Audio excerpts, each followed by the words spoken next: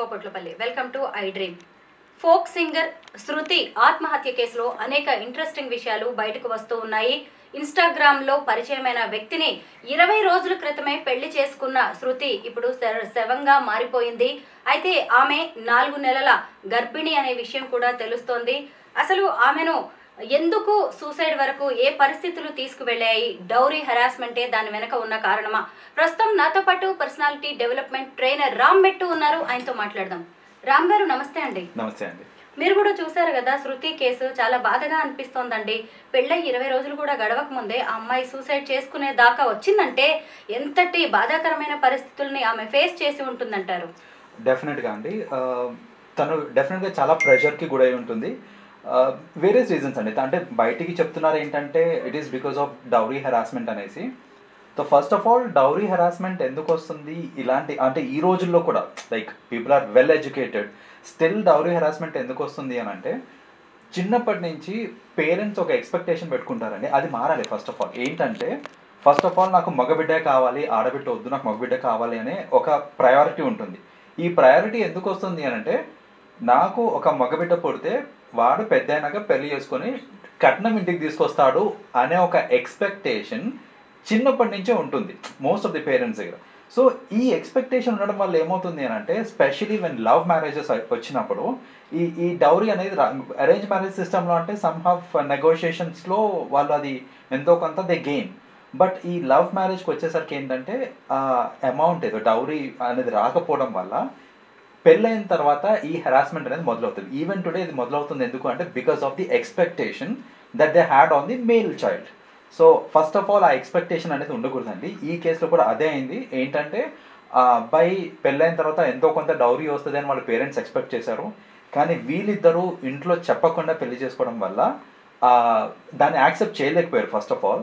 రెండోది యాక్సెప్ట్ చేసినా కూడా నువ్వు డౌరీ తీసుకొస్తేనే నువ్వు ఇంట్లో ఉండడానికి ఉంది, లేదంటే వీలు లేదు అని చెప్పడం వల్ల ఆ అమ్మాయికి ప్రెషర్ వచ్చేసింది ఒకటేసారి. లైక్ ఇప్పుడు వాళ్ళ ఇంట్లోంచి వచ్చేసింది, ఇక్కడ వీళ్ళ ఇంట్లో ఉండడానికి వీలు లేదు, నువ్వు డౌరీ తీసుకొస్తేనే అంటున్నారు. ఈ అమ్మాయికి ఇంకేం చేయాలో అర్థం కాక దట్ ఈస్ వన్ ఇంకొక ఆప్షన్ లేదు అనుకుని తను సూసైడ్ వైపు షీ ఆప్టెడ్ ఫర్ సూసైడ్ అండి. ఇప్పుడు శృతి పెళ్లి చేసుకున్న దయాకర్ గురించి కూడా మనం మాట్లాడుకోవాలి. అతను ఒక క్యాబ్ డ్రైవర్. ఈ అమ్మాయి కూడా ఇప్పుడిప్పుడే పేరడీ అలాగే ఫోక్ సాంగ్స్ తో ఫేమస్ అవుతూ ఉంది. అంటే ఇప్పుడిప్పుడే వాళ్ళు కెరీర్ స్టార్ట్ చేస్తున్నారు. అలాంటి వాళ్ళు ఇప్పుడు జస్ట్ ఇన్స్టాగ్రామ్ లో పరిచయం, ఆ తర్వాత పెళ్లి చేసుకున్నారు. అంటే వాళ్ళిద్దరి మధ్య పెద్దగా ఎక్కువ అనుబంధం లేకపోవడం కూడా ఈ సూసైడ్ కి ఉండొచ్చు అంటారా? అది కూడా ఒక పాసిబిలిటీ అండి. ఇంకోటి అంటే ఇక్కడ మోస్ట్ యంగ్స్టర్స్ ఆలోచించాల్సింది ఏంటంటే ప్రయారిటీస్ని కరెక్ట్గా పెట్టుకోవడం ఇంపార్టెంట్ అండి. ఇప్పుడు చూడండి, ఆ అమ్మాయి రీసెంట్గానే ఫేమస్ అవడం స్టార్ట్ అయింది. Like Instagram through or reels చేసుకుంటూ ఫేమస్ అవడం స్టార్ట్ అయింది. యాక్చువల్గా ఫేమస్ అవడం ఇస్ నాట్ దాట్ ఈజీ. ఎంతోమంది రీల్స్ చేస్తూ ఉంటారు, కొందరే క్లిక్ అవుతూ ఉంటారు. ఫార్చునేట్లీ ఈ అమ్మాయికి టాలెంట్ ఉంది కాబట్టి అప్పుడప్పుడే తను ఫేమ్ అది గెయిన్ చేస్తుంది. దాన్ని కనుక కరెక్ట్గా యూటిలైజ్ చేసుకొని ఆ అమ్మాయి స్ట్రీమ్లైన్ చేసుకొని ఉంటే ఆ అమ్మాయి ఫ్యూచర్లో చాలా పెద్ద స్టార్ అయ్యేది చెప్పాలంటే. కానీ ఇప్పుడు అసలు ఆ అమ్మాయి లేకుండా అయిపోయింది. ఇలా అవ్వడానికి మెయిన్ రీజన్ ఏంటంటే ప్రయారిటీస్ కరెక్ట్గా లేకపోవడం అండి. ఫస్ట్ ఆఫ్ ఆల్ ఒక proper planning, priorities, control of emotions, ఇవన్నీ లేకపోవడం వల్ల మోస్ట్లీ ఇది అవుతుందండి. ఇప్పుడు చూడండి, ఈ అమ్మాయిదే తీసుకుంటే కేసు తీసుకుంటే కనుక ఆమె ఓవరాల్గా చూసుకుంటే అన్ని అంశాలు చూసుకుంటే ఫస్ట్ ఆఫ్ ఆల్ ఇన్స్టాగ్రామ్ అనే ఒక సోషల్ మీడియాలో పరిచయమైన వ్యక్తి, అతని గురించి పూర్తి వివరాలు తెలియదు. అతను he's just a cab driver అండి. యాక్చువల్గా చెప్పాలంటే ఇఫ్ కొంచెం టైంకి వదిలేసి ఉంటే ఇంకా బెటర్ పర్సన్ దొరికేవాడేమో, చెప్పలేము.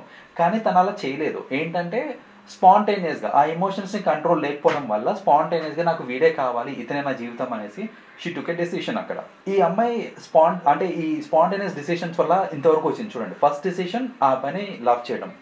రెండో డెసిషన్ ఏంటంటే ఇంట్లోని కన్విన్స్ చేసుకొని కొంచెం టైం పట్టినా పర్లేదు, నిదానంగా బోత్ సైడ్స్ కన్విన్స్ చేసుకొని అందరి మధ్య పెళ్లి చేసుకుంటే అది ఒక రెస్పెక్ట్ఫుల్గా ఉండేది, సపోర్ట్ కూడా ఉండేది ఆ అమ్మాయికి. కానీ ఈ అమ్మాయి ఏంటంటే లేదు మనం పారిపోయి పెళ్లి చేసుకుందాం, ఎవరు పట్టించుకోకపోయినా పర్లేదు, పెళ్లి చేసుకుందాం అనేసరికి ఈ అమ్మాయికి ఇప్పుడు సపోర్ట్ కూడా లేకుండా పోయింది. ఇప్పుడు హరాస్మెంట్ అవుతుంది అంటే నేను ఎవరికోరు చెప్పుకోవాలి, చెప్పుకునే నలుగురు నాతో లేరు ఇప్పుడు. ఎందుకని అంటే నేను పారిపోయి పెళ్లి చేసుకున్నాను. సో ఇది ఇంకొక సెకండ్ థింగ్ తను చేసిన మిస్టేక్. థర్డ్, ఇప్పుడు ఈ అమ్మాయికి పెళ్ళయి 20 days అయిందండి. బట్ ఫ్యాక్ట్ ఏంటంటే it is almost about 4 months pregnant ఉంది తను. అంటే she did not even have, అక్కడ కూడా ఇమోషనల్ కంట్రోల్ లేకపోవడం వల్లనే she was initially pregnant. And తర్వాత ఇంకా నాకు ఇంకో ఆప్షన్ లేదు, బికాజ్ నేను ఆల్రెడీ ప్రెగ్నెంట్ కాబట్టి ఇతనే పెళ్లి చేసుకోవాలి అనే స్టేట్లోకి వెళ్ళిపోయి పెళ్లి చేసుకున్నాక ఎంత హెరాస్మెంట్ చేసినా ఇంకా ఆమెకి ఇంకొక ఆప్షన్ లేదు, because she's pregnant, she's married to someone, నాకు సపోర్ట్ లేదు, బట్ హెరాస్మెంట్ అవుతుంది, ఎవరికి చెప్పుకోవాలో అర్థం కాక దట్ ఈస్ వెన్ సూసైడ్ చేసుకున్నాను తను. అవును, వీళ్ళిద్దరు పెళ్లి చేసుకున్నప్పుడు కూడా ఈ అమ్మాయి పేరెంట్స్ కానీ రిలేటివ్స్ ఎవరూ రాలేదు. ఇప్పుడు కొత్తగా కట్నం అనే డబ్బులు ఎక్కడి నుంచి తీసుకొచ్చి ఇవ్వగలదు? పైగా ఇద్దరికి కూడా పెద్దగా ఇన్కమ్ సోర్స్ కూడా ఏం లేనట్టుగా కనిపిస్తుంది. ఈ ప్రెగ్నెన్సీ అనేది కూడా భయపెట్టి ఉంటుందేమో. ఇన్ అ వే అది కూడా భయపెట్టి ఉంటుందండి, ఎందుకంటే ఎవరికి తెలిసి ఉండకపోవచ్చు ఈ విషయం that she's pregnant by 4 months అనేసి చాలా మందికి తెలిసి ఉండకపోవచ్చు. ఇప్పుడు తనకి ఆ ప్రెషర్ కూడా యాడ్ అయి ఉంటుంది. ఏంటంటే ఇప్పుడు చూడండి, నువ్వు నన్ను ప్రెషరైజ్ చేస్తున్నావు, నాకు నువ్వు వద్దు, నేను ఇంకో దగ్గరికి వెళ్ళిపోతాను అనే ఆప్షన్ కూడా లేదు ఇప్పుడు ఈ అమ్మాయికి, ఎందుకంటే she is already pregnant.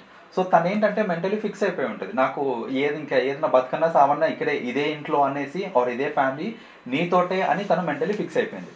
But అటునుంచే torture వచ్చి అటునుంచే సపోర్ట్ రాక ఈ అమ్మాయి ఏంటంటే నాకు నువ్వే సపోర్ట్, నువ్వే దిక్కు అని చెప్పి ఇంట్లో వాళ్ళందరినీ కాదనుకుంటూ వచ్చిన తర్వాత తను తీసుకున్న డిసిషన్ తప్పని అది later she realise it of course. కానీ ఇప్పుడు సపోర్ట్ అనేది లేదు తనకి, because she has already committed it. So నేను ప్రెగ్నెంట్ని, నేను ఎవరికి చెప్పుకోలేను, ఇంకెటు వెళ్ళలేను, వీడిని వదలలేను. సో ఇలాంటి కేసులో ఇంకొక ఆప్షన్ అనేది కనపడక దట్ ఈస్ వెన్ ఈ సూసైడ్ తను చేసుకుందండి. ఇక్కడ అంటే జస్ట్ నాట్ ఈ కేస్ అండి, అదర్వైజ్ కూడా అసలు సూసైడ్స్కి ఎందుకు లీడ్ అవుతుంది ఇదంతా అని అంటే మన సిస్టంలో, మన ఓవరాల్ కమ్యూనిటీలో చూసుకుంటే కానీ సొసైటీలో కానీ చూసుకుంటే మనము పిల్లలకి అన్నీ నేర్పిస్తున్నాం. ఎలా అంటే మంచి చదివిస్తున్నాము, ఎలా చదువుకోవాలి, ఏం చేయాలి, ఫ్యూచర్ ఏంటి, మనీ ఎట్లా చేయాలి, అవన్నీ ఆలోచిస్తున్నారు. కానీ అసలు ప్రెషర్స్ని ఎట్లా హ్యాండిల్ చేయాలి, ఎమోషనల్ కంట్రోల్ ఎలా తీసుకోవాలి, దానికి సంబంధించి అసలు మనం పిల్లలకి చెప్తామా అంటే దాని గురించి అసలు టాపిక్స్ కూడా రావు. దట్ ఈస్ ద రీజన్ ఇప్పటికి మన రీసెంట్గా శ్రీ చైతన్యలో జరిగిన ఇది సూసైడ్ కావచ్చు, ఈ మోస్ట్ యంగ్స్టర్స్ సూసైడ్ చేసుకోవడానికి రీజన్ అదండి. ఏంటంటే వాళ్ళకి ఎట్లా ప్రెషర్ మేనేజ్ చేసుకోవాలో ఎవ్వరు చెప్పకపోవడం వల్ల పేరెంట్స్గా మనం రెస్పాన్సిబిలిటీ తీసుకొని మనం కనుక ప్రాపర్ కౌన్సిలింగ్ చిన్నప్పటి నుంచి ఇస్తే కనుక ఇలాంటివి చాలా వరకు తగ్గించవచ్చు. శృతి సూసైడ్ తర్వాత ఆమెతో పాటు పనిచేసిన కో సింగర్స్ కావచ్చు, తోటి కళాకారులు చాలా బాధపడుతున్నారు. ఎందుకంటే ఎవరు ఎక్స్పెక్ట్ చేయలేదండి, ప్రేమించిన అబ్బాయిని పెళ్లి చేసుకుంది, చాలా హ్యాపీగా ఉంటుంది కదా అని అందరూ అనుకున్నారు. అయితే ఇక్కడ ఇంకొకటి ఏంటంటే చాలా మంది తమకు ఎంత ఇబ్బంది ఎదురవుతున్నా వేరే వాళ్ళకి చెప్పుకోరు, ఎందుకు వచ్చిందిలే, ఎవరు ఏమనుకుంటారో అని చెప్పి. అది కూడా అసలు ఒక రకంగా వాళ్ళని ఒంటరి వాళ్ళని చేస్తుందేమో. డెఫినెట్గా అండి, ఎందుకంటే మనకి సాడ్ స్టేట్ ఏంటంటే ఇప్పుడు మనం ఒక విషయం ఎవరితోటైనా షేర్ చేసుకున్నాము అని అంటే వాళ్ళు దాన్ని విని అర్థం చేసుకొని మనకి కౌన్సిలింగ్ ఇవ్వటము ఇవన్నీ కాకుండా జనరల్గా జరిగేది ఏంటిదనంటే నాకు ఈ ప్రాబ్లం ఉంది అని నేను ఎవరికైనా చెప్పాను అని అంటే ఓ అవునా అని చెప్పేసి దీన్ని ఇంకో 10 మందికి చెప్తారే కానీ అసలు దాన్ని నేను ఎలా డీల్ చేయాలని నాకు సలహాలు రావటం అనేది జనరల్గా జరగదు. దట్ ఈస్ ద రీజన్ ఏంటంటే చెప్పుకుంటే నలుగురికి తెలిసిపోతుందేమో, దాంట్లో నాకు కొంచెం డీఫెమేషన్ అవుతుందేమో, సో అందరి ముందు చులకనైపోతానేమో, ఇలాంటి థాట్స్ అన్ని రావటం వల్ల ఈ షేరింగ్ ఆఫ్ ప్రాబ్లమ్స్ అనేది జనరల్గా జరగదు ఈ యూత్లో. సో అలా ఎవరితోటి షేర్ చేయలేక ఆ ఒత్తిడి పెరిగిపోయి ఇంకా ఆబ్వియస్లీ అది తట్టుకోలేని సిచ్యువేషన్లోకి వచ్చేసిన తర్వాత చలో let us end the life here అనేసి ఆ స్టేజ్కి వెళ్తుంది. So this is also something we have to understand. ఏంటంటే మనకి అట్లీస్ట్ గవర్నమెంట్ నుంచి అనేది సపోర్ట్ రావాలండి, that if someone is having some pressure ఒక toll free number which has to be advertised. ఇప్పుడు మనకి తెలుసు 102 తెలుసు, 100 తెలుసు, 101 తెలుసు, ఈ 3 తెలుసు. కానీ నాకు ప్రెషర్ ఉంది, నేను ఎవరితోనైనా మాట్లాడాలి, నాకు కౌన్సిలింగ్ కావాలంటే నెంబర్ ఏంటంటే తెలియదు మనకు. సో ఇలాంటి ఒక ఏదన్నా టోల్ ఫ్రీ నెంబర్ తీసుకొచ్చి ఇలాంటిది ఏదన్నా తీసుకొని వస్తే గవర్నమెంట్ కూడా it will be definitely benefiting the society అండి. రామ్ గారు, మీరు పర్సనాలిటీ డెవలప్మెంట్ ట్రైనర్గా ఎంతోమంది యూత్ని చాలా దగ్గర నుంచి చూస్తూ ఉంటారు. అయితే కొంతమంది ఏంటంటే నా జీవితం నాది, నా ఇష్టం వచ్చినట్టుగా నేను ఉంటాను, ఎవరేంటి అనుకుంటే నాకేంటి అని ఇలాగా వదిలేసి ఉండలేకపోతున్నారు, టేక్ ఇట్ ఈజీగా తీసుకోలేకపోతున్నారు. ఎందుకు యువత కొంతమంది ఇలా ఆలోచిస్తున్నారంటారు? సో బేసిక్గా ఇది దానికేనండి, ఎందుకంటే స్పెషలీ యంగ్స్టర్స్లో చూస్తుంటాం మనం. ఇది ఏంటంటే నా లైఫ్ నా ఇష్టము, ఎవరేం చెప్పినా నాకు సంబంధం లేదు, నాకు ఇది కావాలి, నేను ఇలాగే చేస్తాను అని అనుకుంటారు. ఆ టైంలో ఏంటంటే అన్నీ నాకే తెలుసు అనే ఒక థాట్ ప్రాసెస్ వస్తుంది మనకి.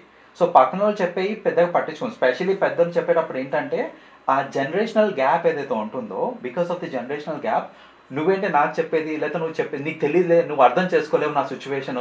ఇవే మోస్ట్లీ నేను చూస్తుంటాను యంగ్స్టర్స్లో. వాళ్ళు ఏంటంటే వాళ్ళ పేరెంట్స్ వచ్చి కంప్లైంట్ చేస్తుంటారండి.